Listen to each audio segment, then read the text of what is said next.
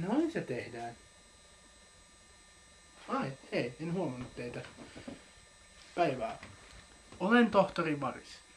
Saatatte tietää minut lukuisista sinätuupapaskoistani ja aameistani. Okei, niitä ei ole... Okei, niitä on vain 2 ja 2, mutta... Näin aluksi haluan ilmoittaa spoilerivaara. Spoilerivaara. Jos ette halua spoilereita, älkää katsoko, minä sanon, että lukekaa tämä kirja. Tänään ajattelin puhua teille sarjasta, mikä ei ole saanut niin paljon huomiota kuin se olisi pitänyt saada. Tämän nimi on No Man's Land. Seikkaillaan villissä lännestä, jonka ovat täyttäneet demonit, kun helvetin portit ovat auenneet. Ja päähenkilö on nimeltään Parker, joka on palkkion metsästäjä. Mutta ennen sitä hän oli henkivartijana Lincolnille, joka ammuttiin ja hänet vaavastettiin syylliseksi. Jotenka hän elää nyt palkkionmetsästäjänä ja lainsuojattomana. Hän saa tehtäväkseen napata henkilön nimeltä Cherokee Billin, joka aiheuttaa pankkiryöstöllä ongelmia kaupungissa.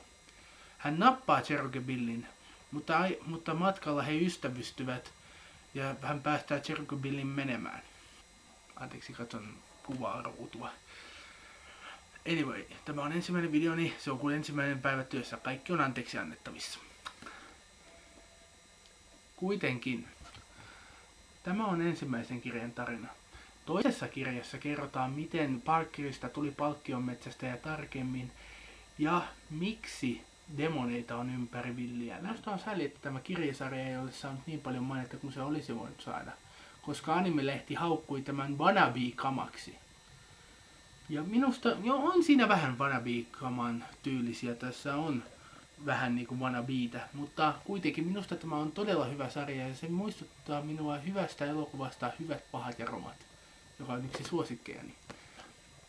Pakko myöntää, että piirustamisessa on kyllä muutamia heikkouksia, jotkut kohdat ovat vähän epäselviä, mutta niitä on onneksi hyvin vähän. Ja näissä kirjoissa on makeata tietoa, miten Jennifer Rosero teki tämän sarjan. Jotenka tähän minä ajattelin päättää tämän videoni. Sanokaa mitä mieltä olette ja koittakaa ymmärtää, että tämä on ensimmäinen kertani kameran edessä. Joten sanokaa toki mielipiteeni ja kommentoikaa. Ja laittakaa peukkaa jos voitte. Ja tilaus olisi myös kiva. Lupaan, että sarja edistyy. Mutta tähän minä päätän. Kuten länkkärissä sanotaan, vedä!